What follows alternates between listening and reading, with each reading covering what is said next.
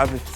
اهلا بكم، تقدروا تشوفون برنامجكم الجمعه السادسه قناه جديده بالعربيه، تقدرون تواصلوني على المواقع الموجوده جوا هنا، وتقدرون تدزون على متى، فايبر، تويتر، انستغرام وباقي الاشياء كلها. يا اهلا وسهلا بكم. موهبتين عندنا مهمه اليوم. الاولى رامي سوي لنا بالله هاي اوقف على راسك، اوقف على راسك بابا. الله الله الله. الموهبة الثانية عندنا علي، يقدر يحكي من رقبته. والله علي. ها؟ هيا كابتن. شلون الحلقة اليوم؟ الحلقة على الرياضة، يلغط اثنين يقدر يحكي منا.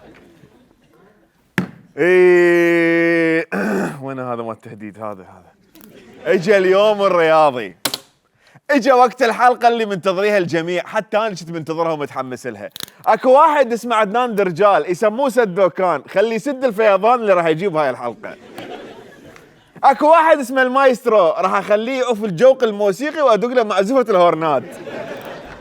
اكو واحد ابو التطبيعية، راح اخليه يلم طوابع ويرجع دعوة شي. اكو شركة اسمها الاضواء، راح اسلط عليها الاضواء. راح اطب الرياضة، اطلع من الفصائل وبدربي اسلم على السرايا واسوي دي الجعفر الابراهيمي. كان هذا اهم العناوين، والان مع التفاصيل. اريد العب انا اليوم، اريد العب رياضة. احنا جمهورية تحب الرياضة، يلا احماء تشجيع، يلا شجعوني.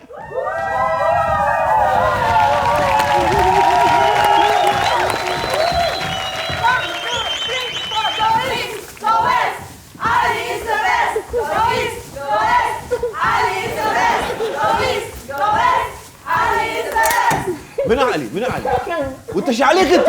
هذول جاي يشجعوني. again يلا again. 1 2 3 4 go east go west Rami is the best. هوب انت شو again. 1 2 3 4 go east go west and Rami is the best. What is wrong with you Elena؟ هسه نحكي عليك again. 1 2 3 4 go east go west Ahmed is the best. Go east go west Ahmed is the best. Go east go west Ahmed is the best. Thank you. Go home. Go. يا الله، نتوكل على الله. بما انه انا اليوم اريد العب واحب اللعب، فاشهر لعبة رياضية بالعراق هي كرة القدم. وكا وكا. انا متعود العب طوبة هنا بالسياسيين، بس اليوم اريد العب طوبة صدق. شوفوا لنا ملعب بالعراق نروح نتمرن به، ملعب بالعراق خير من الله. وين اتمرن؟ ملعب الحبيبية العالمي. افتتاح صرح رياضي عمراني جديد يضاف إلى معالم العاصمة بغداد بعد سنين طويلة من العمل والمعرقلات. والحديث هنا عن ملعب الحبيبية أو ملعب الشهداء أو ملعب محمد الصدر أو مدينة الصدر، باعتباره أول ملعب في الشرق الأوسط يعتمد كليا على الطاقة الشمسية. في أشاهدك ملعب الحبيبية، حتى أكو بعض الأمور اللي تخص البلدية واللي تخص جمالية ملعب الحبيبية، أريدك تشوف هذا المظهر. يعني معقولة هذا ملعب باكر عقبه يجي مسؤول به يشوف هيك امور سلبيه؟ وحتى الشارع المطل على الدخول للملعب اللي بجوبة الطليان، جوبة مال الطليان. جوبة اللي موجودة هي جوبة تفتح يوم الجمعة فقط. هي جوبة، هي جراج في واقع حال موجود، ولكن تفتح في يوم الجمعة فقط. والجميع يعلم أنه حتى في جميع دول العالم هنالك سوق أو شارع يفتح في الأسبوع يوم واحد. في جميع دول العالم هناك جوبات للطليان، ويسموها شيب جوبة بالإنجليزي، لأنه جوبة. وبيوم الجمعة بس جيد، إذا يوم الجمعة ممتاز الحمد لله والشكر، على الغداء ويا البامية ورا الصلاة صير كلش طيب. ولمن يسأل ليش ملعب دولي ايش قديش كبره والعراق كله احتفل بيه كبابة جو مال الطليان، شوف هاي من تروح تشجع الفريق مالتك تنذر طلي لوجه الله تعالى حتى يفوزون.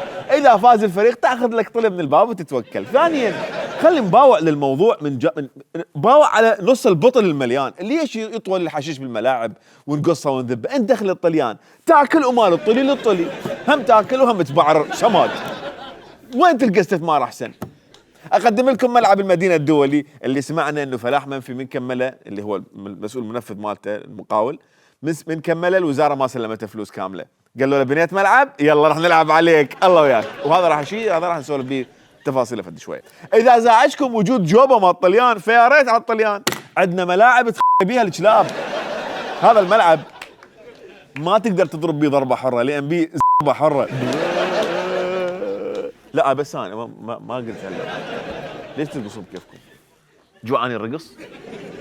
وهنا عندك هنا كلب يم حكم الخط ما تعرف ليش. ترى الطوبه من تطلع الخط ما طالعه تهريب حتى يلقفها كلب.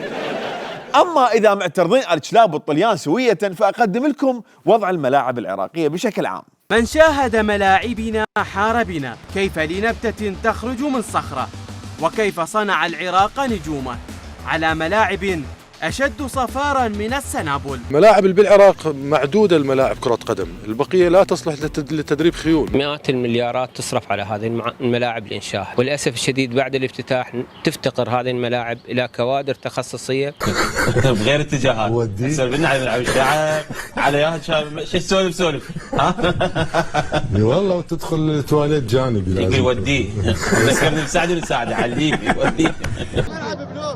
والله تنظيم يا شيخ تنظيم ايش؟ ملعب ما يكمل ملعب وين مو بلوك هسه مو بلوك واحد زميل انا اشوف وضعيه هاي وضعيه شو اسمه هاي اكو هاي زينه اليوم. مشرف شلون مشاها؟ عمي هذا وحق الحسين ما حشا سامع الحصن ما يلعبون بيه. عمي ما يلعب بيلاعب فرق شعبيه بس طب وشوفه. والله ما تمشي الكره ما تمشي. الحمد لله على السلامه اخوان. بس الشباب لو عيب لو طالعين عماله. بهيجي ملعب اللي يذب شطح مستحيل يجيب الطوبه لان تجيب اللي طلع من الطين. اللاعب يغرز لازم يجرب تركتر يلا يطلع. شباب اي لاعب يجي يجيب حبل وياه وهوك بالله بتشين يكون.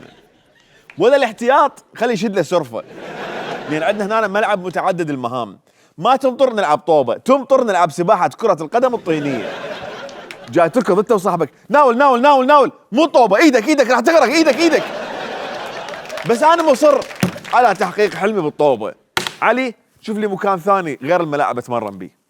ترى اذا ما سويت احماء اقوم احمى عليكم والله هنا. مدافتين عليكم زعاية. كابتن الواحد وين يتمرن غير ملاعب الطوبه؟ ما اعرف شوف لي مكان اتمرن بيه اريد اتمرن. تتمرن ماكو غير تتمرن ويا طلاب ابتدائيه بدرس الرياضه. موافق. وين درس الرياضه جيبوه؟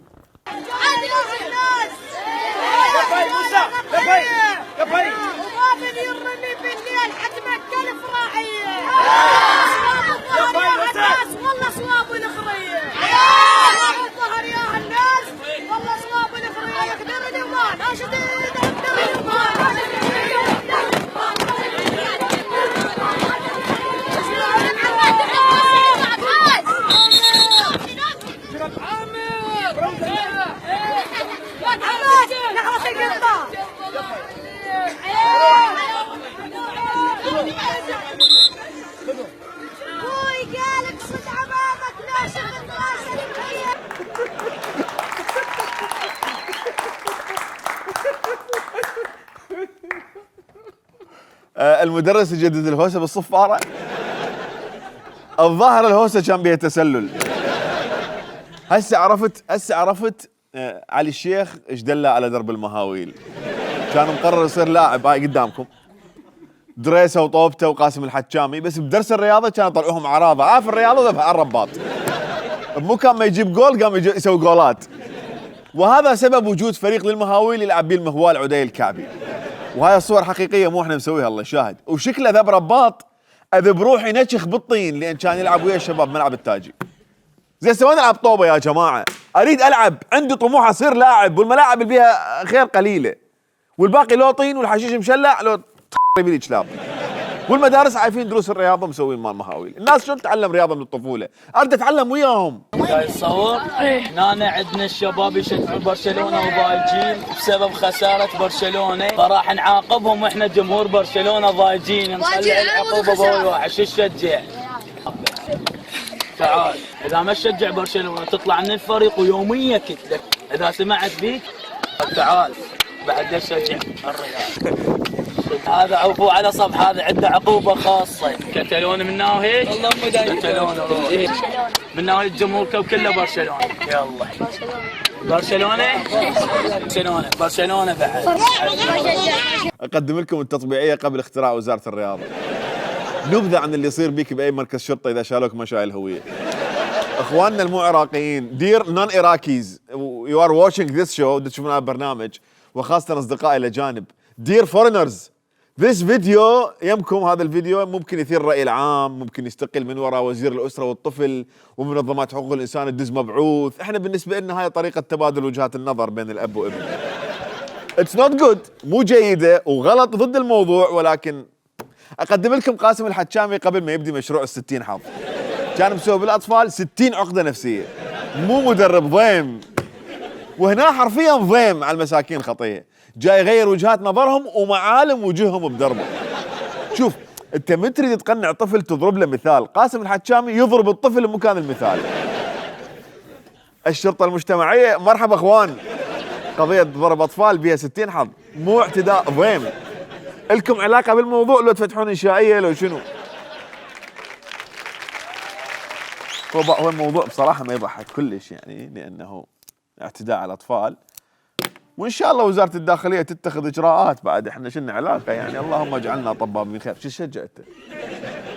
البشير شو سيدي؟ تعال ليش بيشجع برشلونه؟ بعدني اريد اتمرن، اريد العب، وين العب؟ اريد العب.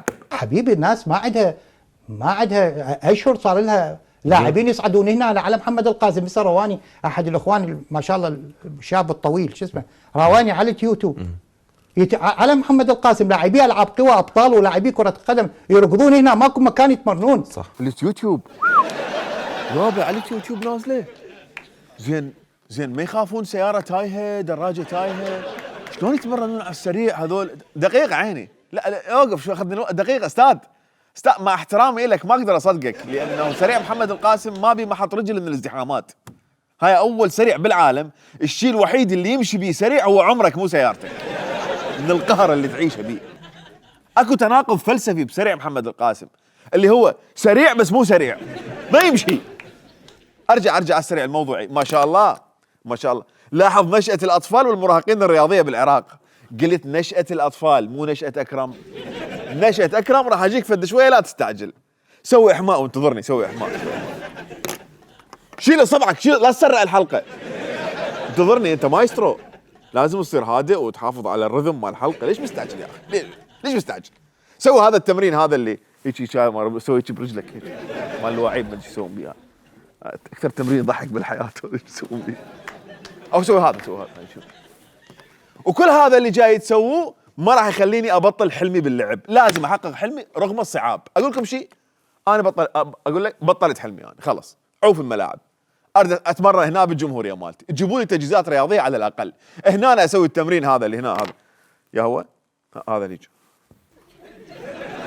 دوران المؤخر هذا.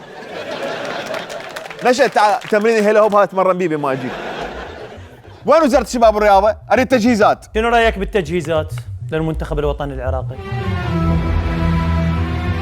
تجهيزات مأساة استاذ عمر، الله يخليك، مأساة هي كلها يعني. ليش؟ ما عندنا تجهيزات ابدا. يعني البضاعة سيئة جدا، لا عندنا تراكسوت بخير، لا عندنا فتفانيلة بخير، التراكسوتات فعلا كانت مزرفة، يعني حتى السحاب اللي موجود في جيوب التراكسوت انه ما كانت تعمل ابدا، حتى تتخلي ايدك بجيبك مزروف، الجيب هو مزروف يكون. عقود تجهيزات رياضية وينها؟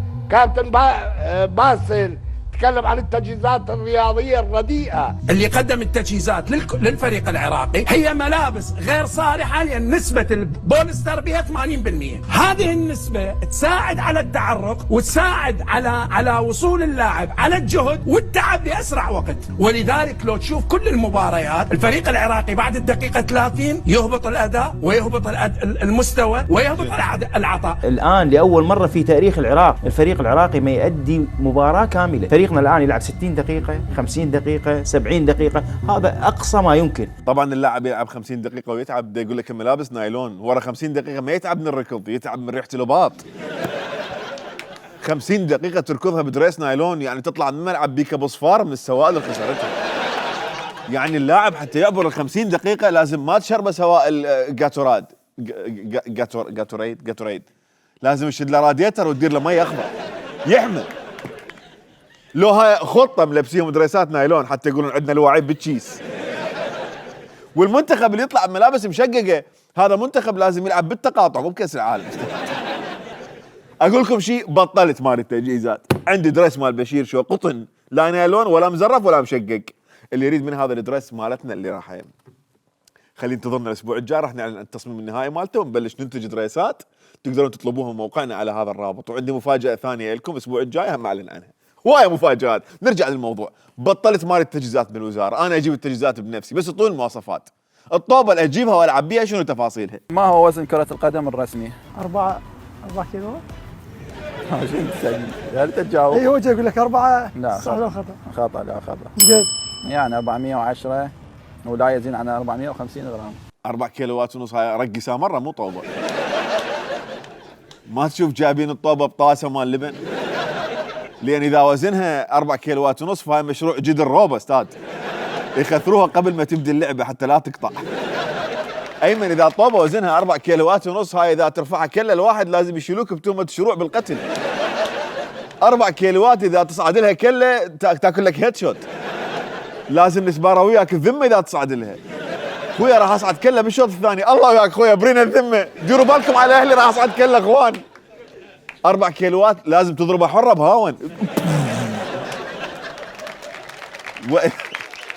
وإذا تقطعها من لاعب لازم تنصب له كميل بلغم. أخي لواعيبنا خطية مساكين ما عندهم معلومات عن مواصفات التجهيزات صحيح، ما يدري بيش الطوبة، ما يدري وزنها. وهذا يدل على أنه ما جاي يجهزون تجهيزات وفق المواصفات المطلوبة. لا ملابس، لا طوبة، لا غير احتياج. لحظة خلي أشرح لكم. وين شوف حبيبي، هاي الطوبة. شوف هاي الطوبات بقى اخوان.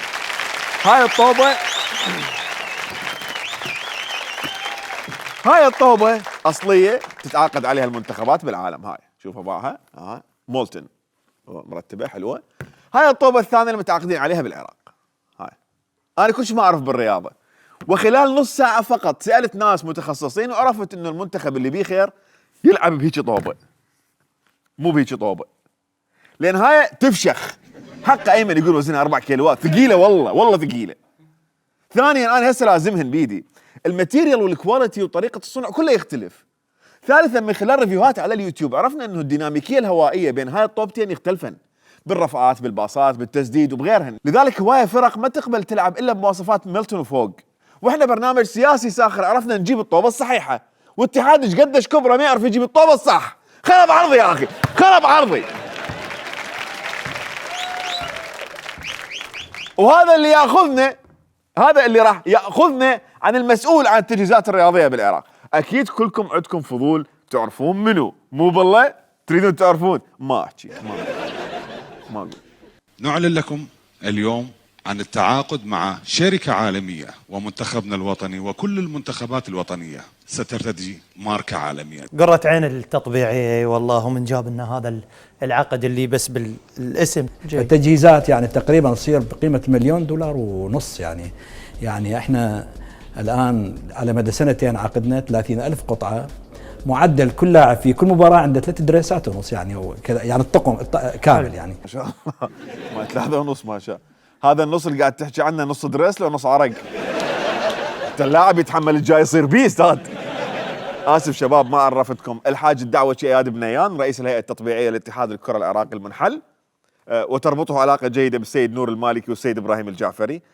ولمن لا يعلم فالهيئه التطبيعيه بداخلها لجان مسؤوله عن من يريد يجيب لاعبين، لجان مسؤوله عن موضوع المدرب، يعني من نجيب مدرب او نبدل مدرب، لجان مسؤوله عن تنظيم مسابقات كره القدم محليه والدوري وغير الدوري، وايضا لجان مسؤوله عن التسويق اللي يجيب سبونسرات من عقود ورعايه وشركات توفر تجهيزات للمنتخب واشياء اخرى.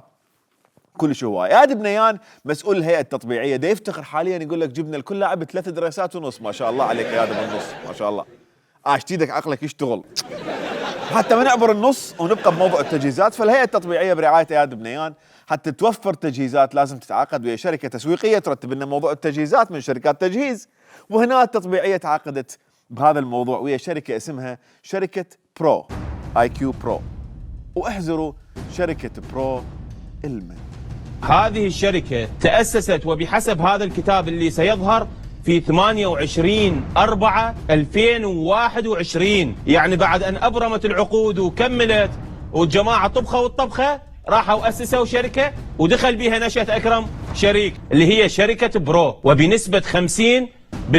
والجهة الأخرى المتعاقدة هي تطبيعية ويرأسها أياد بنيان اللي هو عم نشأة أكرم، لأن نشأة ماخذ بنت أياد بنيان، نسيبه بنسبة 50% إله و50% المن اليوسف الخفاجي. الأطراف اللي بهذه الشركة نشأة أكرم عبد علي آل عيسى، يوسف سعيد حميد الخفاجي. اجا نشأة قال له يابا ترى هاي العقود انت خو ما سواد عيونك عيني، ترى انا لازم ادخل شريك وياك بالشركه. يصير مسؤول التطبيعيه السيد اياد بنيان يجيب نسيبه اللي هو شريك بشركه برو وينطيه التسويق وياخذ الجمل بما حمل. هذا يدعي انه مستشار رئيس الوزراء لشؤون الرياضه، يفعل ما يشاء ويحيل العقود الى ناس تربط بهم علاقات مصاهره.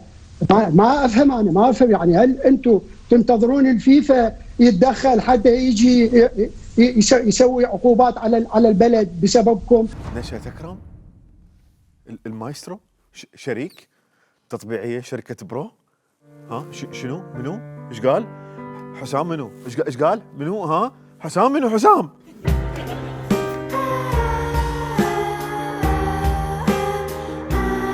انطوني مجال شوية احزن على مستقبل العراق.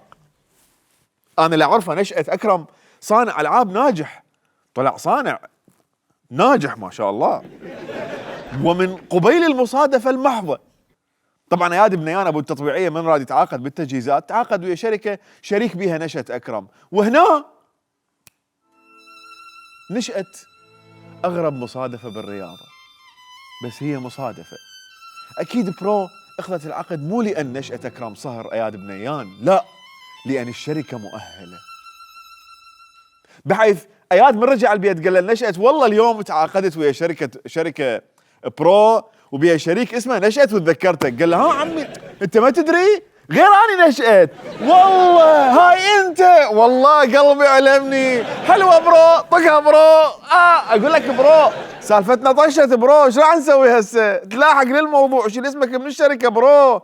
وهنا نشأة برو وفق هذه الوثيقه بحسب الاعلام راح حتى يسحب اسمه من شركه برو ويعوف يوسف الخفاجي وحده بيها، وما عاشوا عيشه سعيده. فالاعلام بمن كلب؟ كلب يوسف الخفاجي. تعال حبيبي يوسف، نشأة شريك وياك لو لا؟ اسال سؤال جدا بسيط ولين واخذ بحساسيه. فرع الشركه بدبي بيها شريك نشأة أكرم لو لا؟ حتى انا اعرف شو احكي. نشأة أكرم ما موجود حاليا شريك معانا باي فرع، لا بدبي ولا بالعراق ولا بريطانيا. فشنو؟ يوسف الخفاجي قام يطلع يقول والله حاليا نشأة مو ويانا، مو ينفي انه نشأة كان شريك بنسبة 50%، لا ده يقول حاليا مو ويانا عود، يعني حتى ما يلزم قانونيا. يوسف حبيبي احكي لنا البرو كان وياك شريك قبل ما تطش هاي السالفة لو لا؟ ترى ما بيها شيء، شغل هذا، والشغل مو عيب، وهي شركة وانت تشتغل على باب الله، ليش هذا الرجيف يا اخوي؟ كلنا عندنا شركات وكلنا عمامنا بالتطبيعية وكلنا برو وكلنا عراقيين ووطنيين ونحب العراق ونضحي لاجل العراق واسبك على العراق. اذا مو اني برو وانت برو ونشأة برو، من يقوم بالعراق برو؟ منو؟ الوثيقه اللي طلعت من اقتصاديه دبي اللي ينذكر بها حضرتك وايضا 50% لنشأة أكرم، يعني هاي ما لها صحه.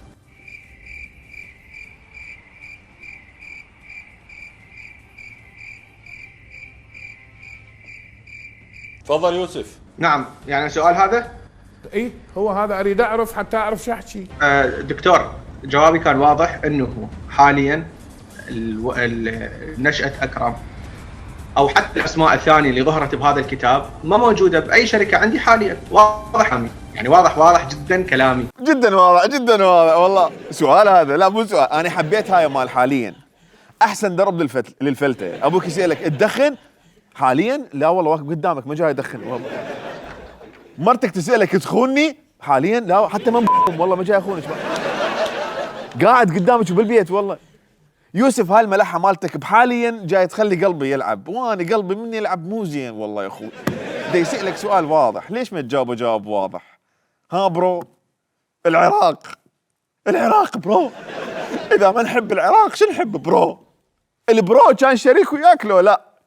50-50 برو، ومن تجاوب خلي العراق بين عيونك برو. هسه هي يا استاذ يوسف انا اعرف، نعم هسه هي وثيقه طلعت، احنا هسه الان امام فشي هو ظهر للببليك. نعم. هسه سؤالي جدا واضح يا اخي، هاي الوثيقه صحيحه لو خطا؟ بيها حضرتك 50% ونشأت 50%، هذه صحيحه لو خطا؟ نعم. هذا الكتاب مزور او حقيقي؟ هذا اللي الناس تعرفه. نعم واضح طبعا. نعم واضح طبعا. نعم بعض معلومات الكتاب هي معلومات دقيقة انه صحيح. لا انا ابحث بس المعلومة مال اسم نشأت فقط. لا حاليا نشأت مو موجود، واضح كلامي دكتور. انا ما علي حاليا، هسه حاليا يجوز وخرتوه. طيب بالمناسبة انا هذا اللقاء شفته كامل نص ساعة ما جاوب والله، نص ساعة، بحيث خطية هذا عمو اللي مننا وعصب ضاج لعبة نفسه ما بعد شوية يقول له منو هذا نشأت؟ لاعب يمكن لاعب سامع بيك يضربون هاي اللعبة البلقاء ايش اسمها هيك قوبة. برو انتوا ليش ما تصيرون صريحين ويانا يا ابويا؟ اذا هاي الوثائق صحيحة عادي كل جاي نسوي شغل على باب الله، وشباب بدنا نكون نفسنا ونحب العراق، لقينا نشأت وحب العراق فقررنا نحب العراق 50-50 يا اخي، ما حد يزيد على الثاني بحب العراق. بوس عمك، بوس خالك، ارجع بوس عمك مرت الاخت العقود التطبيعيه يمه، وهاي عاديه بالعراق، ترى ما حد يتعارك وياك. اي شركه تريد تاخذ عقود وما عندها برو ويا التطبيعيه تعزل احسن لها. وهاي مو بس بالرياضه بكل شيء. ليش تروح بعيد؟ مقتدى الصدر نفسه عند جعفر الصدر صار سفير بلندن، وهم مصادفه كانت بحيث التقوا بالبيت قال له ها هاي انت جعفر الصدر؟ قال له اي طقها برو، طقوها برو. نور المالكي هم عم ياسر صخيل مثل اياد ونشأت، وصار ياسر نائب بالبرلمان وما علم كل شيء ماكو. سبحان الله، الله يوفقكم على هيك عمام والله مشمصين انتو عادي. فالح الفياض سواها عوائل بالامن الوطني. هادي العامري من كان وزير نقل منو كان لازم الوزاره؟ امي ابنه، ولحد الان ولد هادي العامري ايش يسوون؟ بعدين يوسف حبي ترى وجود نشأت أكرم كشريك وياك هاي أقل مشاكلك ومشاكله بهذا الموضوع. تعرف ليش؟ لأن حاليا بإيدي وثيقة من وزارة التجارة تقول تحية طيبة برو. هاي من عندي برو مو من تحية طيبة. لا توجد شركة مسجلة باسم برو للتسويق الرياضي في الشركات العراقية المسجلة لدينا، وكذلك غير مسجلة كفرع لشركة أجنبية. مع التقدير، عماد طارق جابر مسجل الشركات 26/5/2021. التجهيزات طلعت مشردين، اللاعبين العراق قاعدين بالقاع. تقبلت. وإذا كنتوا تعتقدون هاي أكبر مشاكلكم بهاي الشركة أنتوا البرو، فنو برو غلطان، لأن هسه راح أكشف عن مشكلة أكبر. إحنا كبشير شو قررنا نتأكد بنفسنا من هذا الموضوع يعني، وما كلها تشتغلوا هذه بصراحة يعني. فشغلنا أدوات البحث الخاصة مالتنا وسوينا تحقيق استقصائي، هاي دائما أغلط بيه وأقولها بالخاء، استقصائي خاص بينا، واستعانينا بمحامي بريطاني حتى نجيب وثائق الشركة البريطانية، واكتشفنا اللي راح تعرفوه لأول مرة من خلال وثائق أنا أنشرها بهذا البرنامج. شركة برو بريطانيا تأسست ب 2018. بال 2019 الممتلكات الدائمية مالتها بقيمة 854 باوند حوالي $1000، وبال 2020 1379 باوند. يعني العشاء اللي راح اعزم عليه كادر البرنامج وراء الحلقة يكلف أكثر من هاي الشركة وتكلفة تأسيسها ومن غيره. ديون الشركة حوالي الآن $250,000. الشركة مديونة وما عندها رصيد ولا إيرادات، ويتم تصنيفها كمايكرو كومباني. عدد الموظفين اللي بيها 2 فقط. ومن تروح للعنوان مال الشركة بريطانيا على جوجل ماب تلقى البناية مكتوب عليها permanently closed، مغلقة للأبد. شركة مؤسسيها بسعر آيفون برو، طبت على الاتحاد وقامت تاخذ عقود ويا هيونداي، كوكاكولا، بيبسي وزين وكورك وكريم وتوسوت وهاي الشركات اللي قدامكم. وهاي كلها قصص نجاح من أجل العراق برو، تنبع من التفكير وفق الخطة البروزاوية الاقتصادية. صفقة للمحامي اللي جاب لنا الوثائق، صفقة اللي جاب لنا الطوبات، صفقة لثلاث ارباع اللاعبين والاعلاميين الرياضيين تعاونوا ويانا بهاي الحلقة، وصفقة للبرو.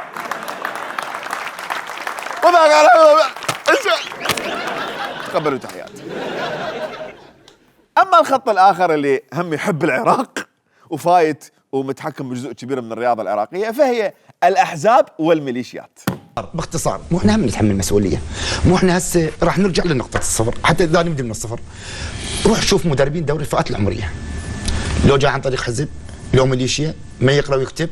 دوري فئات عمريه ما عندنا، شنو دوري فئات عمريه؟ اللاعب موسم كامل لعب 4 لعبات 5، وهاي دوري فئات عمريه. اليوم الرياضه طبعا وخاصه تنميه الشباب مشروع مهم، وهاي جت شكاوى طبعا الى المكتب الخاص ولا سماحه السيد الصدر بخصوص هناك انتهاكات، هناك تجاوزات، هناك جهات اخرى تفرض وجودها، تدعي باسم التيار الصدري، تدعي باسم احزاب، ميليشيات، جهات نافذه تدخل باسم الرياضه. والله حاكم كلامك صحيح، ميليشيات واحزاب كلها فايته بالرياضه. وبهالمناسبه احب ابارك لاخوك غالب الزامري على تكليفه مؤخرا برئاسه مؤقته لنادي الشرطه. قبلها هو عضو مجلس اداره بنادي الشرطه، وعضو الاتحاد العراقي لكره القدم، ورئيس اللجنه الامنيه ببغداد، وعضو مجلس محافظه بغداد، ويطير مرات. شفت يوسف؟ الموضوع عادي، واحد اخوه حاكم الزامري وهو ياخذ هالمناصب كلها، ما يحتاج يرتبك ويقول حاليا اخويا مو وياي واني مو برو والعراق. عادي، الموضوع طبيعي. يا خربانه يا اخوي. ومو بس دخول الميليشيات وتحكمها بجزء كبير من الرياضه هو موضوع طبيعي، حتى نقل الدور العراقي بالاعلام للجمهور اللي لازمه حقوقه شركه الاضواء هو موضوع طبيعي. وهنا احب اسلط الاضواء على شركه الاضواء البعيده عن الاضواء، واللي وقعت عقد احتكار نقل مباريات الدوري العراقي. من اللي يتحمل الازمه اللي صارت بنقل المباريات لهذا الموسم؟ اتمنى انه نعرف الشروط يعني شروط العقد اللي تم توقيعه مع شركه الاضواء، لان الانديه جزء مهم من هذه القضيه. يعني احنا كنا شاهدنا يعني مطالبات نادي الحدود ونادي الكهرباء وبقيه الانديه بانصافهم بالنقل التلفزيوني على ملعب التاجي. انت الظاهر ما مطلع على بنود العقد، ابعث لك نسخه بعد البرنامج. العقد يقول اتفخ عليك وما تفك حلقك، هاي معناها من الاخير هي هاي. اها. اي، اذا ضربتك ووخرت شويه تدفع غرامه 3000 دولار. اها. يعني تخيل مكتوب بالعقد شركه اضواء لها الحق انه تبث فقط اي مباراه تباع، وما ملزمه ببث اي مباراه ما تباع. اها. 2، اذا انت تاجل المباراه نص ساعه او ساعه او ربع ساعه تتحمل غرامه 30,000 دولار. اها. اذا تنقل المباراه من ملعب الف الى ملعب باء غرامه 30,000 دولار. اها. العقد هو 2 مليون دولار. اها. الاتحاد مستلم بس 500 مال العام الماضي، مو العام الحالي، العام الحالي 0.0 حتى الان. اها. الاتحاد ملزم يدفع 1,750,000 دولار وليس يستلم، نتيجه المخالفات اللي مرتكبتها التطبيعيه تتعارض مع العقد اللي كاتبته شركه اضواء. اها. اي شركه تجي ولا الاضواء؟ ليش؟ شنو السبب؟ ما اريد اقول لك انا ما اريد اقول لك انا على البث المباشر تهددت، يعني اقول لك هيك، اقول لك مدفوعه من حزب. اها. شوف عزيزي المواطن، ادري قسم منكم ما مهتمين بالرياضه، بس الرياضه شويه مهتمه بحياتكم. احنا عندنا قناه حكوميه رسميه اسمها قناه العراقيه الرياضيه. هاي القناه ينصرف عليها من الموازنه السنويه اللي هي فلوس الدوله، ما ادري ايش تنقل، والله ما اعرف ايش تنقل، بطوله الدعبل والله ما بطوله الحاح. هاي القناه ما تقدر تنقل لنا الدور الرياضي العراقي، ليش؟ لان التطبيعيه موقعه عقد مال نقل الدوري حصري ويا شركه الاضواء، مو ويا قناه العراقيه الرياضيه. واذا تسالني ليش التطبيعيه موقع عقد مذل ويا الاضواء بحيث بنود العقد كلها كفخات للتطبيعيه وللاتحاد وحتى الجمهور الرياضي، فالجواب لان المدير التنفيذي بالعقد مال شركه الاضواء هو رئيس اتحاد لعبه الحاح ويد المركزي محمد حميد محمود، اللي هو ابن حميد الحسيني. هذا مو ابو اتحاد الاذاعات الاسلاميه عليه مذكره 4 ارهاب؟ ها؟ شنو؟ منو ايش قال؟ حسام منو؟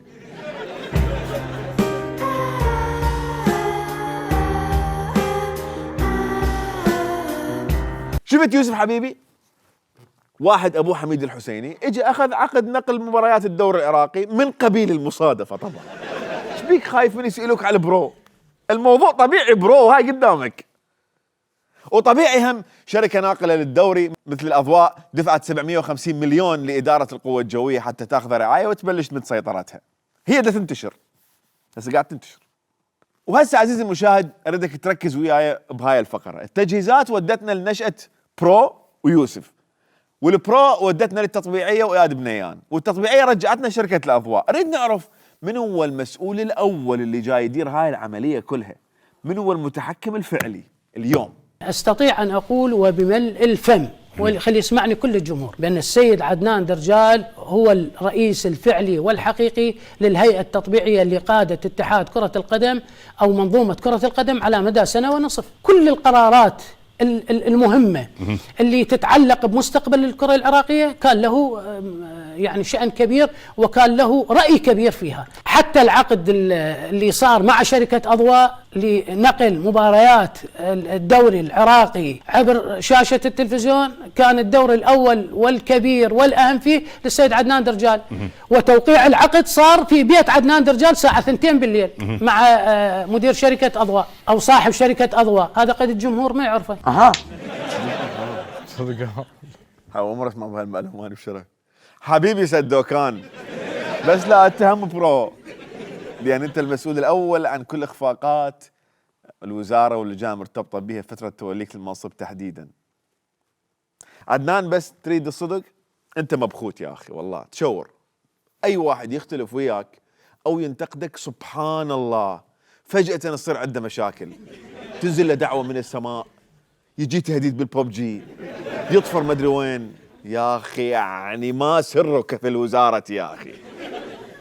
وفي إطار آخر فسدوكان وعدنا بمشروع راح يحل موضوع الرياضة ومشاكل الرياضة كلها. احنا صار لنا أشهر نعمل عليها، والآن بدنا نعمل عليها بشكل مباشر ويا مصرف التنمية والأخ الدكتور سياد. هناك اجتماعات يمكن أحيانا تصل إلى منتصف الليل من أجل إكمال هذا المشروع، وسيكون مشروع رائد في كل المنطقة العربية وقد يكون في العالم، وراح يكون له تأثير كبير على المستوى الشبابي والرياضي بشكل عام، ولكن بالتأكيد على المستوى الشبابي راح يكون له تأثير.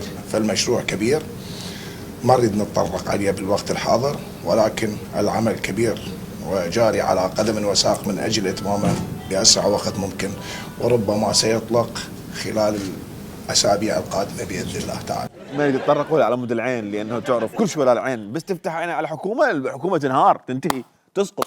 شوف خلينا نحسب فوائد هذا المشروع. مشروع رائد على مستوى العالم، مو بس العراق، يمكن يخترعون لعبة جديدة رياضية، كرة القدم ما ادري شنو هذا، وراح يساهم بتأهيل كل المنتديات الرياضية. ركز لي، كل المنتديات، ويعيد تأهيل شبابنا كلهم، لأن المشروع مشروع كبير. واحنا هسه مسوين مؤتمر صحفي ويا زياد خلف مدير مصرف التنمية حتى نبلغكم بهذا المشروع، بس ما راح نتطرق له. هذا المؤتمر قبل كم شهر قالوا بيه راح نعلن عن المشروع ربما في الأسابيع القادمة، وهسه صارت أشهر قادمة وبعدنا ما نعرف شنو هذا المشروع اللي ما نريد نتطرق له لأن ينفتح علينا العين. والمشروع ويا من؟ ويا زياد خلف بمصرف التنمية، نفسه اللي اجى عقد توطين رواتب من الموظفين اللي من ضمنهم رواتب وزارة الشباب والرياضة. ها برو؟ أما مجموع موازنات الشباب والرياضة فقط يعني بدون لجنة أولمبية فهو 3 تريليون و671 مليار من 2008 إلى اليوم، ما عدا 2010 و2014 و2020. 2014 نعرف أبو إسراء ايش سوى بها الميزان. المهم، والمحصلة اللي طلعنا بها بهذا الجزء من هذه الحلقة، كرة القدم بالعراق ملاعبها الزينة محدودة جدا، التجهيزات تعبانة، التطبيعية شفنا أنواع العقود اللي تسويها، الميليشيات والأحزاب فايتة بالرياضة. وهاي رسالتي اللي يقولون لا تدخلون السياسة بالطوبة، رجاء لا تتدخلون بالموضوع. وانا هنا اجيت ارد العب طوبه، لعبت نفسي من الوضعيه كلها، طلعت طائفيه وميليشيات ومحاصصه، وهذا حال كل القطاعات في العراق. خليكم ويانا.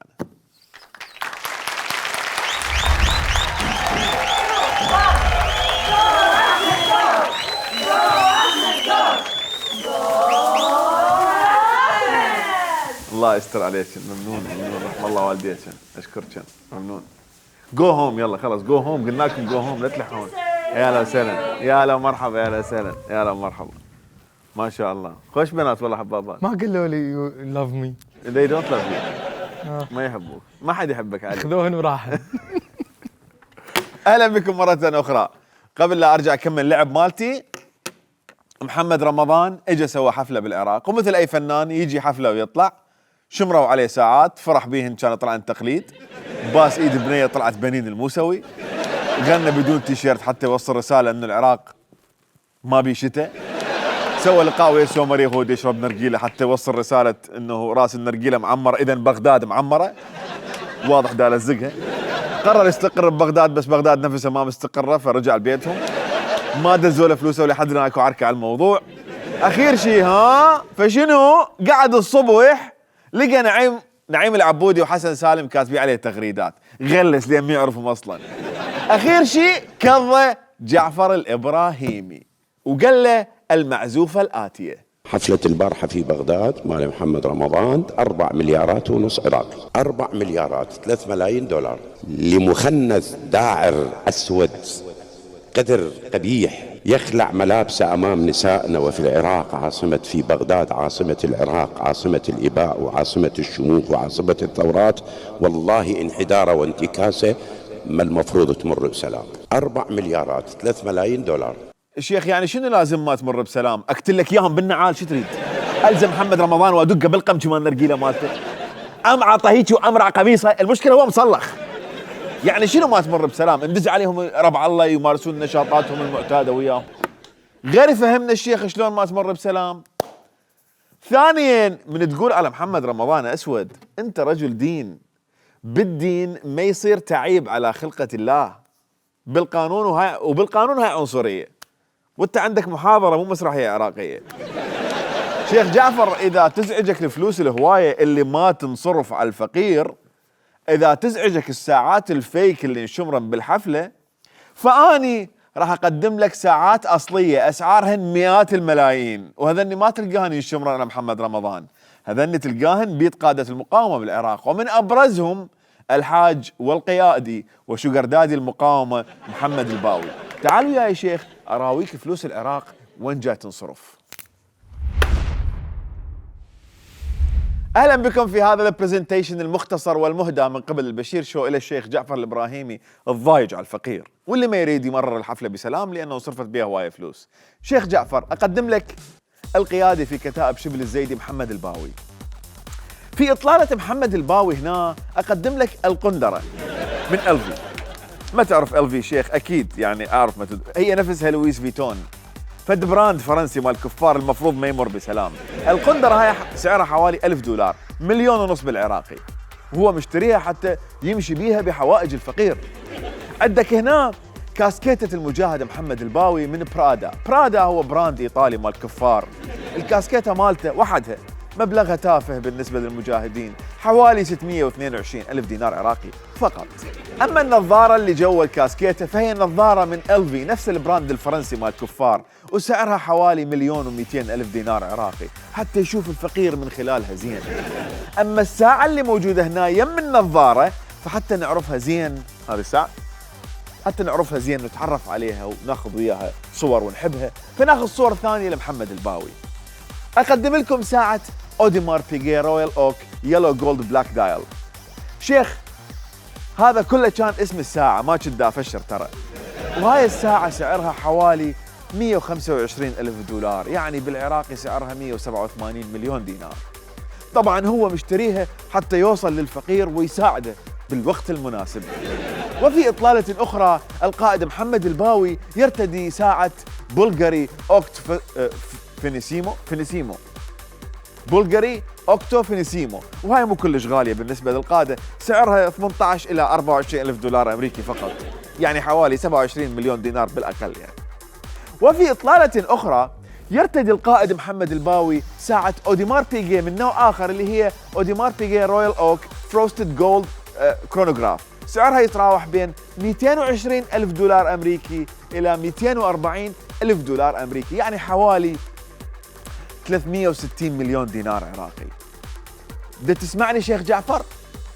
أما سيارات الحاج المجاهد المقاوم فمجرد 7 تاهوات 2021 الشكل الجديد مثل ما تلاحظ، بعدهن باللايلون. سعر الوحدة من عندهن 90,000 دولار، يعني الموكب مالته يكلف 940 مليون دينار عراقي. يعني بحسبة بسيطة جناب الشيخ تكلفة اللي شفناه من إطلالات المجاهد المقاوم اللي ضحى من أجل الفقير هو 1,517,322,000 دينار. تكلفة الإطلالات فقط اللي إحنا شفناهن. لا فدوى أروح لك كل شيء ولا الفقير، بس بلا زحمة. رجع لي الصورة اللي بيها الساعة عمرها 360 مليون. بالله بس أريد أحط عيني على نشأت. برو شنو أنت ما تدري منو محمد الباوي؟ يا عزة ترى محمد الباوي بكتائب شبل الزيدي، وكان بسوريا ويا كتائب شبل، والسوريين متهميهم بجرائم حرب وتهريب مخدرات وتهريب نفط. هاي عدا الاتصالات والشغل بالاتصالات والفساد والعقود. هسه انت انصدمت. هسه نشأت برو. معقولة عمو اياد هذا البرو طلع هيك برو؟ اي والله برو. طقها برو. نرجع للطاولة برو. شيخ جعفر دا تشوف يعني في حالة تحب تبكي على حال الفقير، فمثل ما تركض ورا ناس جاي تتونس بحياتها من فلوسها الخاصة، يما قادة الفصائل تقدر تسولف وياهم عن هاي الإطلالات. وبدربك ما بيها شيء إذا تبدي تسأل $2 مليار اللي يروحن للحشد وين دا يروحن؟ احتمال دا يروحن إطلالات. ارجع الموضوع الالعاب مالتي. انا لعبت نفسي من الطوبه مثل ما شفتوا في الجزء الاول من الحلقه. طلع الموضوع بميليشيات وقاده بالفصائل، فعوف الطوبه احسن وابلش اشوف لي لعبه من الالعاب الاولمبياد. انا احب الاولمبياد. اريد العب سله. علي اريد العب سله. اريد العب سله. شلون مباراه سله بالعراق؟ المباراه كانت سجال فكري تدريبي، مباراه استطاع الحشد ان يكسبها بطابع نفسي اكثر مما هو فني. المباراه قبل ان تبدا كانت الى حدود بعيده تشير إلى أرجحية القيثارة الخضراء، لكن إمكانية محمد النجار والسيطرة على الوضع النفسي للاعبين مكن فريق كرة السلة بنادي الحشد من تحقيق انتصار أعتقد سيمنحه دافعا معنويا أكبر في المنافسة خلال الدوري.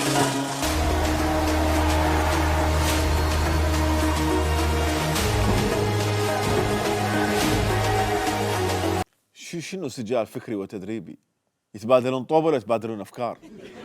اخوان انا اريد العب سله، يعني عادي اخذ راحتي واقول عليهم لو هاي مقدسات ما يصير اتجاوزها.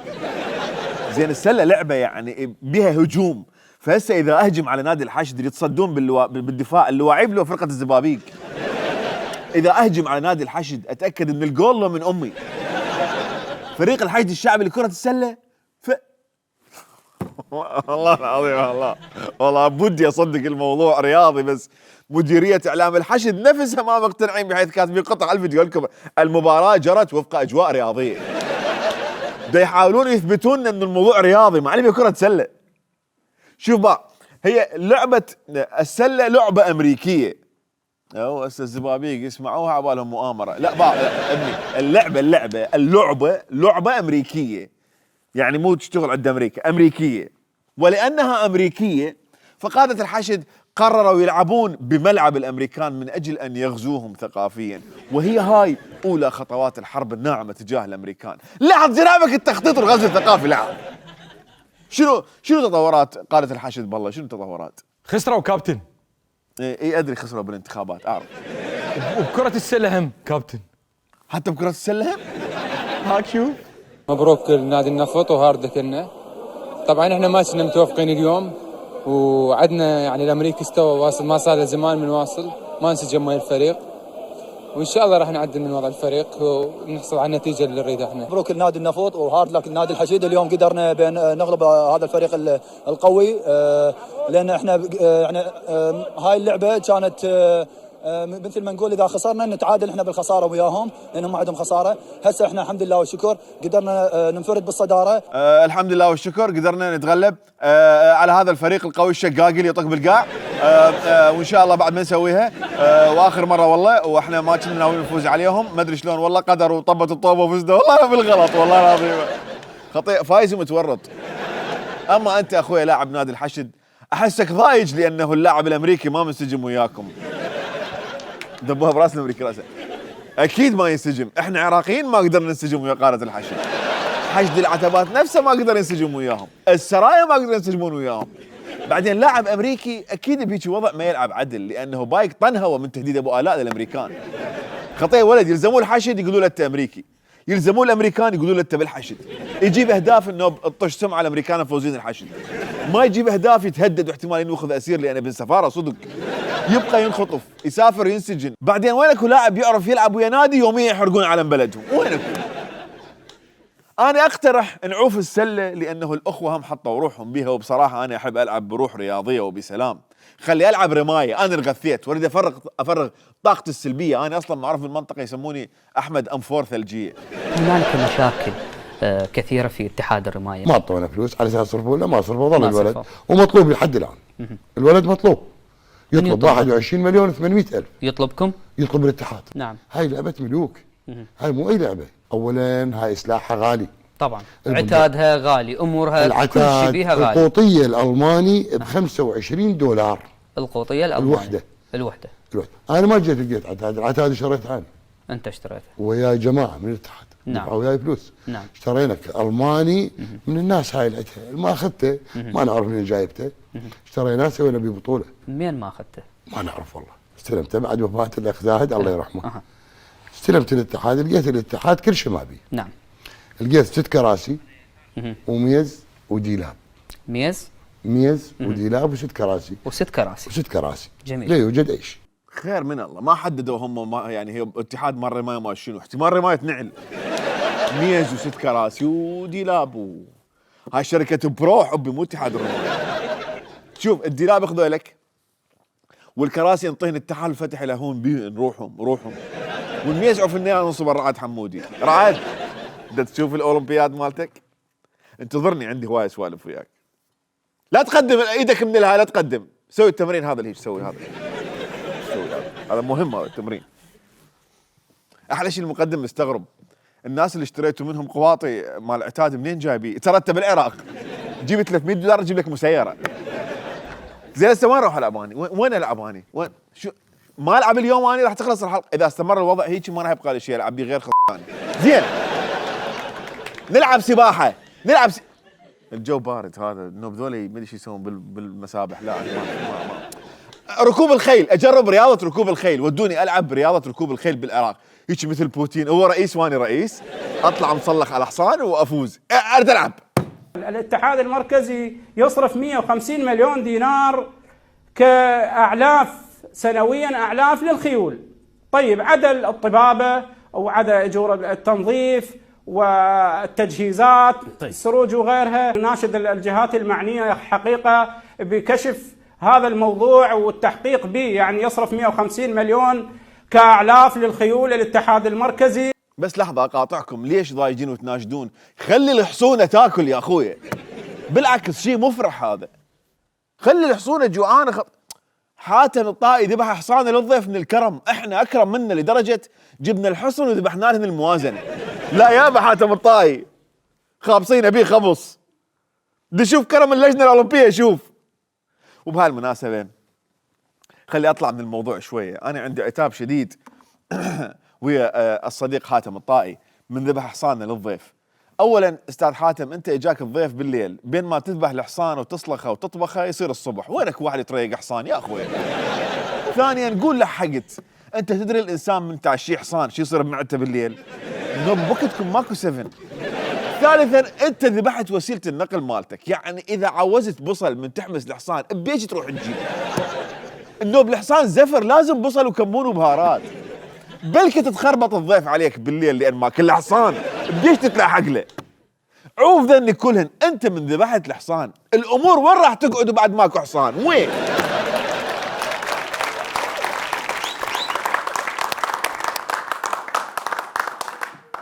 لو مقليله طماطه وفض الموضوع، ايش هالضيف هذا اللي ما تفل سالفته الا بحصان؟ تحياتنا لحاتم الطائي، بوسات نحبك، نشاقه وياك مو اكثر، اتمنى ما تزعل، عاشت ايدك كرمك نشتغل دمر حياتنا وتعلمنا قصص. نرجع لموضوعنا، احنا بدنا نصرف 150 مدري 180 مليون اعلاف للخيول سنويا، كم بطوله جبنا بهاي الخيول؟ لان هيك مبلغ المفروض عندنا خيول تركض مثل المطي. اريد اشوف ذول ايش بيهم ضايجين ويناشدون. يعني يصرف 150 مليون كاعلاف للخيول الاتحاد المركزي، ويعتذر عن مشاركه غرب اسيا. طيب هاي المصاريف انا اسال الاعلاف هذا منو ياكله؟ يقول ما عندنا خيل، لعد هذا التبن 180 منو ماكله؟ يعني واكثر من مره قلت يابا طلع لجنه تحقيقيه، لا مقر لا اسطبلات، اتحاد وهمي، يصرفون له اعلاف ويصرفون له ادويه ويصرفون له معدات صروج وغيرها، وهو اتحاد وهمي. يعني انا اسال حيدر الجميلي انت من تصرف 150 مليون كاعلاف وتعتذر عن مشاركه دوليه، طيب الاعلاف هذه منو ياكلها؟ هو وعائلته، شو هم ياكلون الاعلاف هو وعائلته. اي هاي حقيقه، حيدر الجميلي ياكل الاعلاف هو وعائلته، يعني. ينهجم عليه ويحترق ان شاء الله قدام عين الفي اي بي وغيره، وياكل العلف مال الخيل العدو من هذا كرشه طالع مترتين اللي قدام كنا حامل 9 اشهر، هو هذا ياكل العلف، فلوس العلف ما يروح للحيوان، ببيته ان شاء الله ننهجم عليه. كافي يا اخي كافي، عوفه كافي. ايش قد صارف اعلاف 180 انا اطيهن للعراق، انا اطيهن بس كافي عاد. نبيع ساعه من ساعات محمد الباوي ونجيب حصان طروادة العراق مو بس ايش مدرين هاي الاعلاف من ياكل، ايش مدرين قابل مشتغلين حصن قبل يجوزك لتن الطليان اللي بباب ملعب المدينه، ايش مدرين يعني. بعدين اكو منظور ثاني للقصه، احنا نحب دائما ننظر للامور من الزاويه، ننظر للنصف الممتلئ من البطل. الجماعه باتحاد الفروسيه يقول لك ليش نشتري حصان ويتمرض ويموت وتعال وفر له مكان، نجيب سيارات الحيدر الجميلي رئيس الاتحاد العراقي لمركز الفروسيه، كل سياره محركه 200 حصان، يعني 4 سيارات عادل 800 حصان، تاخذهن وتشارك بهم بالاعراس مو بس بالسباقات. وبصراحه حيدر الجميلي هذا شيء تحققه بمسابقه ويا فايبر اللي راح يعطون سياره سنه بمناسبه عيد ميلادهم، مو الا تصير رئيس اتحاد الفروسيه هنا راح يعطون سياره. للاسف الظاهر محاولتي للعب على الحصان ما راح تقعد حصان، طلعنا نصرف فلوس علف واحنا ما عندنا خيول نشارك فيها.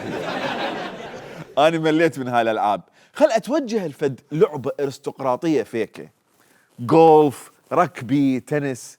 اريد العب تنس. جاهزه؟ وبلاي تنس، يلا تنس. اليوم انه احنا اختارينا لعبه معينه وهي لعبه التنس. اكيد لعبه التنس يعني تعتبر واحده من اجمل اللعبات، طبعا رياضه التنس رياضه جدا مهمه ورياضه جدا ضروريه.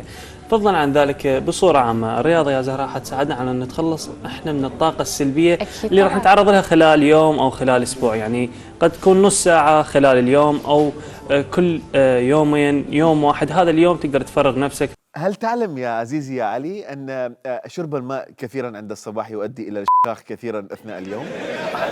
تعلم ذلك؟ لقد شاهدتك تشخ قبل قليل. صباحك جميل يا عسل يا منور أنت والله العظيم. أنهم أصدقائي بمنطقة الزنابرة وأم العقف والطاش ما يعرفون يبدون روتينهم الصباحي إذا ما يفرغون الطاقة السلبية مالتهم بسيرفين 3، ووراها هاي يروحون يفرغون 6 طابوق لأنه يطلعون عمال. الحمد لله. واخيرا لقينا رياضه نقدر نفرغ بها الطاقه السلبيه اللي اجتنا من وزاره الشباب والرياضه. انصح الاخوه بالكتائب يتجهون لرياضه التنس حتى ما يفرغون طاقاتهم السلبيه بروس العالم. وانصح الشيخ جعفر الابراهيمي من يضوج من حدث يروح يلعب تنس قبل المحاضره حتى لا يصرح تصريحات عنصريه. يلا نلعب تنس شباب، نلعب تنس. احنا بالعراق اليوم ساحه تنس وحده نظاميه عالميه ما عندنا. بالاضافه حتى الارضيه مالتهم هي مو ارضيه صالحه للعب، يعني ارضيه قديمه كلش. احنا بالعراق ما عندنا ارضيه قلت لك، بس هي تبقى بالتنس يعني لعبه متعارف عليها لعبه الملوك هي صحوا لهم. شلونك؟ الحمد لله. شلون رياضه التنس وياك؟ ماشيه نمشيها الحمد لله.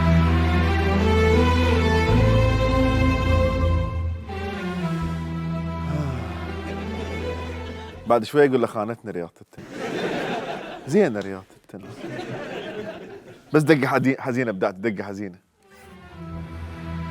ايش احكي لك، التنس خانتني وين منضدي.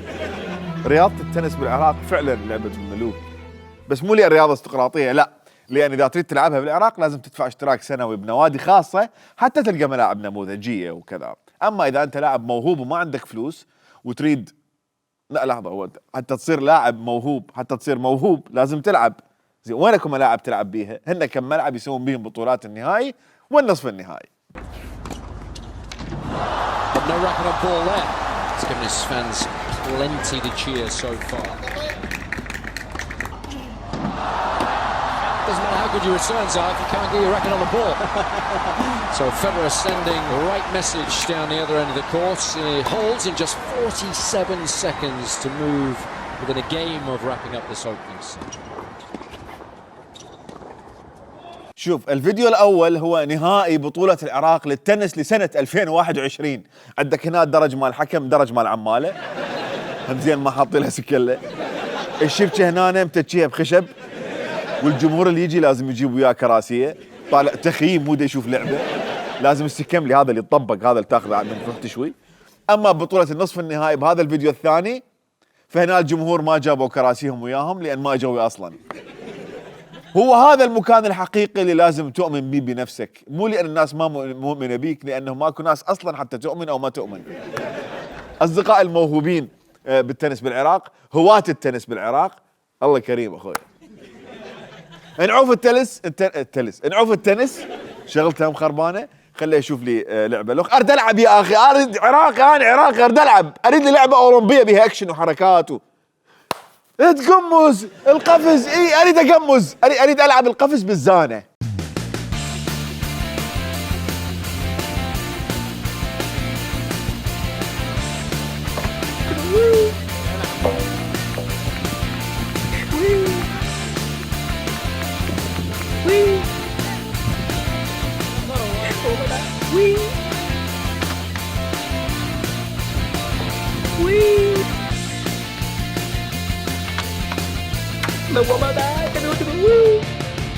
هذا اللي شفتوه كان بطولة من بطولات القفز بالزانة بالعراق، حاطين لهم دواشق يطيحون عليها استاذ. لا ودوشق ابو السبرينج، يعني اذا فلت سبرينج بالغلط يرجع لنقطة الانطلاق، تصير البطولة ذهاب واياب. يجي اللاعب نيو نيو طين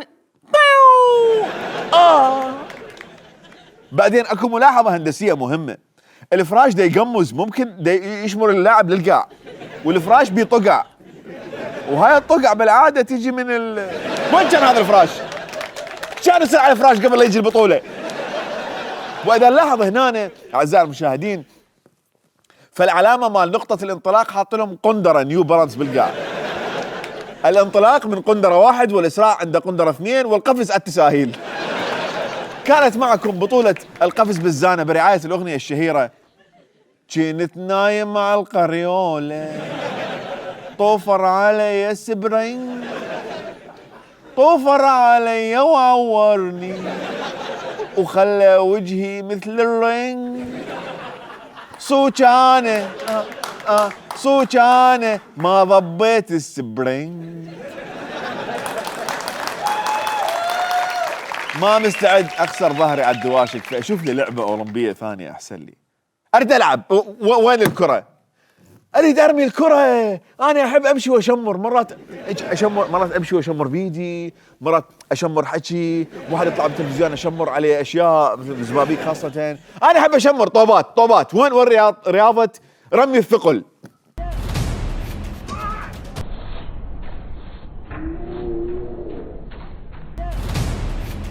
بالواية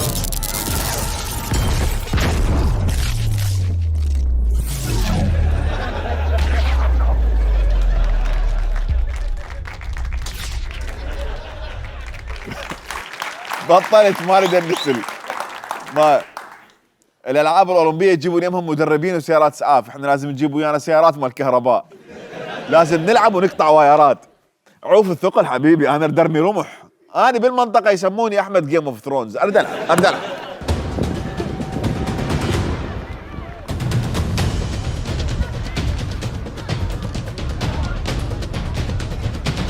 عوف اللعبه بابا. هاي القنادر بالقاع شنو هاي؟ شنو قصتكم ويا القنادر يا اخي؟ انتوا لجنه اولمبيه لو كشوانيه. ترى العلامات نايلون ورخيصه ومتوفره بالسوق، تقدرون تجيبوهن. ما اريد الرمح. انا اصلا ما حد يسميني احمد جيم اوف ثرونز، كذب. رعد هاي الاولمبيه مالتك؟ تعال خلينا نسولف، تعال.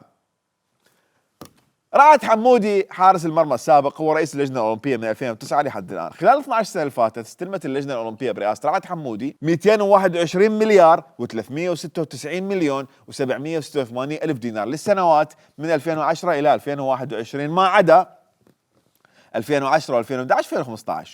ما قدرنا نلقى الارقام مال هاي السنين، لانه 2014 اصلا الموازنه ما لقيناها، وهاي مو موجوده الموازنات على موقع وزاره الماليه. كل هذا الصرف وما قدرت تصنع بطل اولمبي واحد على مستوى اهم بطولات الالعاب بالعالم، مثل بطولة العالم لألعاب القوى أو بطولة الأولمبياد الصيفي أو بطولة أسياد آسيا. بس بالأسياد جبنا ميدالية وبعدين طلع اللاعب متعاطي منشطات بطريقة غير شرعية وتم سحب الإنجاز. أراضي اللجنة الأوروبية بالعراق المخصصة للألعاب قسم منها مؤجرة لمشاريع تجارية، لذلك يطلعون اللاعبين يشتكون من عدم وجود أماكن للتمرين. مثلا اكو وثيقة نشرتها وسائل إعلام على رائد حمودي بسبب تأجير أرض مخصصة لرياضة الفروسية لمدينة ألعاب مائية بديالة. كل ملايين الدولارات ومليارات الدنانير اللي تروح للجنة الأولمبية سنويا، وبالنهاية من صارت أولمبياد طوكيو سنة 2020 اللي شارك بها 11,000 رياضي حول العالم ب 33 رياضة متنوعة، العراق بها أولمبياد شارك ب3 لاعبين فقط وثلاثتهم ودعوا المنافسة مبكرا. العداء طه حسين من البصرة الوحيد من بين كل الرياضيين بالعالم مشارك بدون مدرب مالته بسبب مبالغ الإيفاد، يقولون ما تكفي ودزوا مكان الأمين المالي بصفه حتى يطوف فيزا. المتسابقة فاطمة منافسات مسدس الرماية خلوها تشارك بمسدس عطلان، لذلك خسرت المنافسة. وهذا الكلام بحسب تقارير صحفية منشورة قاعد تطلع قدامكم وانا دا احكي. يعني الرياضي العراقي من يشارك بأهم بطولة رياضية يدزوه بمعدات خربانة حتى يخسر ويجي من وقت. واحد من أهم الأخبار اللي تتكرر باستمرار باللجنة الأولمبية هو اختفاء مبالغ مالية. سنة 2019 طلع خبر عن اختفاء مبلغ 7 مليار، سنة 2020 خبر عن اختفاء مبلغ 70 مليون دينار، سنة 2020 نفسها خبر عن اختفاء ما يقارب 726 مليون دينار. رياضيين يتعاطون منشطات وجاي يمنعون دوليا، وهاي من ضمن مسؤوليات اللجنة اللي ما جاي تراقب هذا الملف بالشكل الكافي. وجود هاي الميزانيات الانفجارية اللي قابلها عدم وجود أي فوز بميدالية أولمبية للعراق أو صناعة أي بطل رياضي من قبل اللجنة، هذا يخلينا نسأل ليش دا نصرف هاي الفلوس؟ ليش أكو هيجي لجنة أساساً؟ قبل لا أنهي هاي الحلقة تقدرون تعتبروها إعلان عن دخول البشير شو للملف الرياضي. بعد اكو هواية تفاصيل رياضية راح نحكي بيها بالحلقات الجاية، واللي اجى طاريهم اليوم مو هم الوحيدين المسؤولين عن هذا الموضوع، اكو غيرهم هواي، بس منا وجاي يعني قصدي مو هم الوحيدين المسؤولين عن كل اللي صار بالسنوات الماضية، طبعا هم مسؤولين عن فترة معينة، ولكن اكو غيرهم هم مسؤولين. بس منا وجاي راح نبدي نحط عيننا على هاي المنطقة، فانتظرونا بالحلقات الجاية فيما يتعلق بالشأن الرياضي بشكل أكبر وأوسع، وخليكم يعني.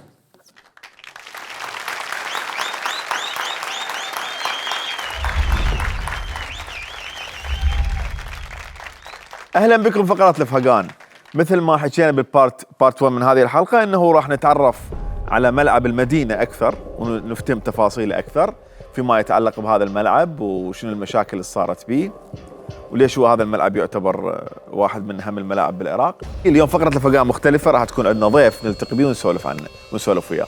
ويانا فلاح منفي مسؤول الشركة المنفذة لملعب المدينة. أهلا بك أستاذ فلاح. أهلا وسهلا بك أخ أحمد. شرفتنا، وأريد أقول لك أنه الملعب جميل جميل جميل، عاشت ايدك. لو ما جوبة ما الطليان اللي موجودة بالركن. شكرا جزيلا. شنو قصتها هاي؟ احنا هي هاي معاناة المتجاوزين، زائدا هي هاي الجوبة مال الطليان. تكلمنا كثيرا، كتبنا كتب، راسلنا أمانة بغداد فقط قول بدون فعل نهائيا.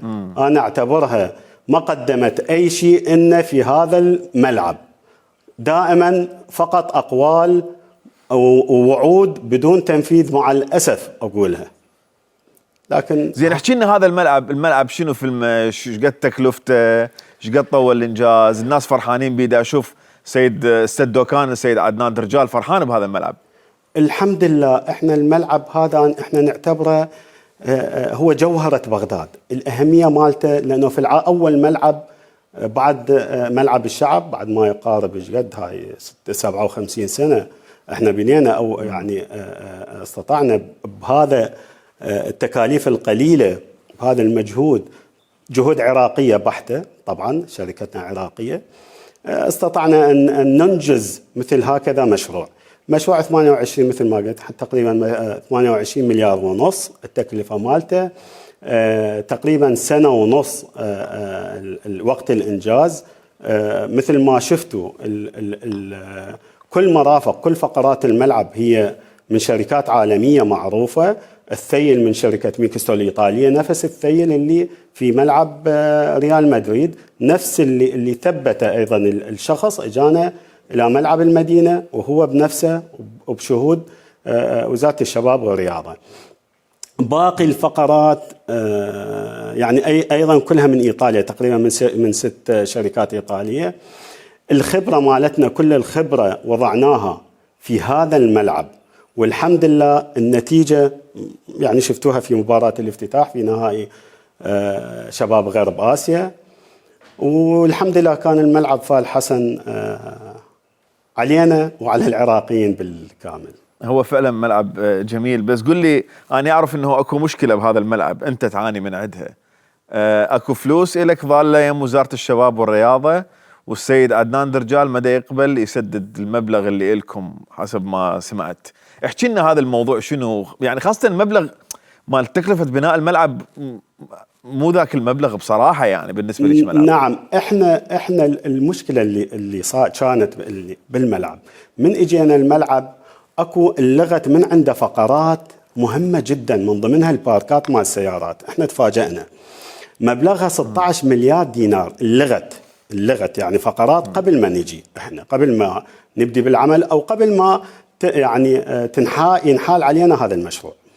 انشالت 16 ومن انحال علينا اجتمعنا بالوزارة قلت لهم ترى هاي 16 بيها مشكلة، لان هاي الفقرات اكو يعني متشابكة ويا الفقرات اللي انتم اعطيتوني اياها، هو مو تسليم مفتاح وانما يعني فقرات، يعني جداول كميات 60 فقره لازم ننفذها.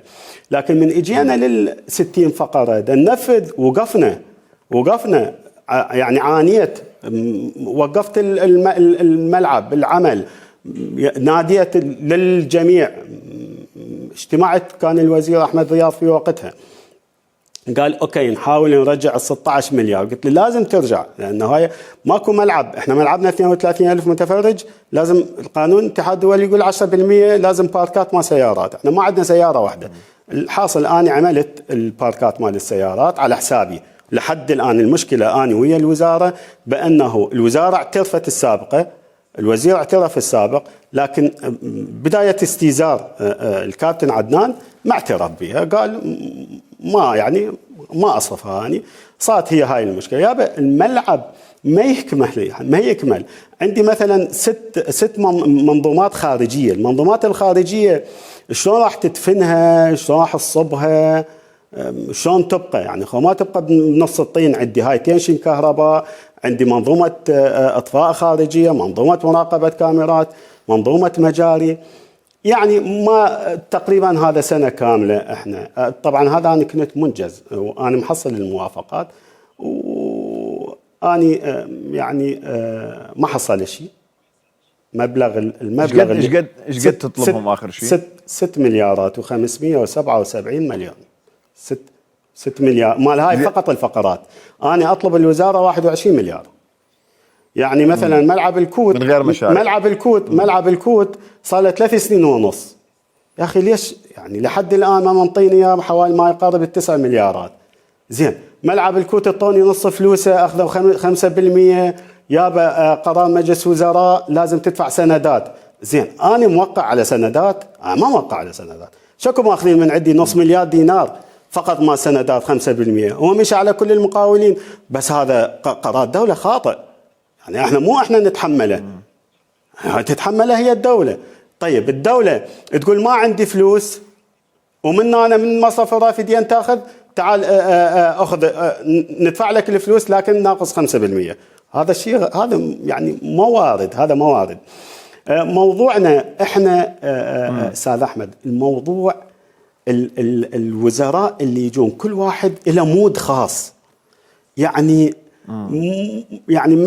شلون اقول لك، كل واحد له رأيه الخاص، فراح يكون مستبد في رأيه. هذا واحد. ما اريد اني احكي بالشيعة او السنة، هاي الشغلة يعني انا اسف التافهة خلي اقول، بس مع الاسف من يجيك وزير شيعي يعتمد فقط على المشاريع المناطق الشيعية، يجيك وزير سني يعتمد على المشاريع في المناطق السنية. هاي شنو يعني المبالغ مالتها اوكي، تروح الموازنه، هو الموازنات اللي مال الوزاره تروح فقط لهاي المشاريع. يابا مو احنا بدنا نشتغل، تعالوا انتم لمن بدها تعطون، غير اعطوا للشركات اللي بدها تشتغل. طيب تعرف انا اطلب 21 مليار اجاني صكب 97 مليون. طيب اني سنه وتسع اشهر ما مستلم دينار، ما مستلم دينار. طيب والادهى من عدها راح اقولها اني، الوزارة في شهر التاسع 2019 كانت مفلسة ما عندها فلوس. دا نسوي المجاري مالت الملعب مالت المدينة، داينت اني الوزارة 250 مليون 250 مليون دينار داينتهم. الى الان ما مستلم هال 250 مليون، الى الان اطلب الوزارة 250. يابا هسه اوكي انا اعطيتكم كاش، هسه ترجعوا لي ال 250. اوكي فلوسنا هاي ال 21 مال مستحقات يعني عمل، ال 250 هسه كملنا وفتحنا الملعب. طيب افتتحنا الملعب او قبل الافتتاح، هذا الملعب مهم خاصة في العاصمة بغداد. افتهم يعني فكروا شلون تمشون الشركة. هسه حسب علمي أنا وصلت المبالغ الموازنة وصلت إلى للوزارة. يابا صار بريد شهرين ثلاثة مثلا، كل ما نروح للهندسية والله ما موقعين، والله ما موقعين، المعالي راح يوزع المبالغ. يابا احنا شنو ذا نبنى كشركة؟ زين على من نروح؟ على من نروح؟ وين نروح؟ ودخنا دوخة. زين ملعب الكوت ايش قد تكلفته هم اللي انت اشتغلته؟ احنا ملعب الكوت كانت تكلفته الاولى 19 مليار، بعدين صارت عد بأوامر غيار اضافيه صار ما يقارب 32 مليار. 20 هذا من الصفر لو هم لا مثل ملعب المدينه هم نسبه. لا ملعب الكوت هدمت القديم كان حوالي 2000 متفرج، هدمت القديم واجيت فحصت التربه وعملت ركائز 24200 ركيزه، 24200 متر طول ركيزه بسمك 30 سنتيم. قد سعتها؟ سعة الملعب 20000 متفرج مع ملعب احتياط مع جامع مع مركز شرطة أيضا مع طابقين، كامل المواصفات بالكامل، مع ملعب ساحة وميدان 9000 متر كامل حسب اتحاد الدولي اتحاد الساحة والميدان. زين هسه أنا عندي سؤال، هسه هالملاعب اللي أنت مشتغلها ملعبين لو عندك أكثر لو بس هذين الاثنين؟ لا أنا أول ما بديت في ملعب دهوك سوينا ملعب دهوك 24000 متفرج، سوينا ملعب سميل 3000 متفرج، ثم ملعب زاخو 20000 متفرج، ثم ملعب دهوك ايش قد تكلفته؟ نعم دهوك ايش قد تكلفته؟ دهوك ما كانت تكلفته كثيرة، دهوك ما يقارب على أجزاء يعني كانت ما يقارب بال9 مليار اشتغلنا، كانت على طيب. أجزاء. هذه أنت هسه ملعب المدينة أنت كملت بنسبة 60% وسلمته ب 21-22 مليار. نعم أستاذ. ملعب المدينة كملت من عنده نسبة، هو كان ب 40% واصل بناء. نعم أنت كملت نعم 60%. نعم إيش قد التكلفة؟ أنا 28.5. الكلية مال الملعب كامل صارت. الأتراك كانوا ماخذين 68 مليار. اوكي يعني نقول 80 مليون تطلع له 90، نقول 90 مليون مليار عفوا 90 مليار. ملعب الكوت ايضا بهذا المبلغ اللي انت قلته. ملعب البصره جزء النخله بالبصره 550 مليون دولار 670 مليار دينار. ليش هذا التفاوت بالاسعار بين الملاعب هالطريقه هاي؟ هي تعتمد على الشركات. هي الوزاره انا حسب علمي في بداية يعني من أطوا هاي العقود كانت ما عندها الخبرة الكاملة في ملاعب كرة القدم. تعرف الوزارة تكونت من يعني جو مهندسين من الوزارات الباقية، يعني وزارة الأسكان وزارة الصناعة والأسكان وباقي الوزارات. أوكي. نعم. فما كانت عندهم الدراية الكاملة، هذا واحد.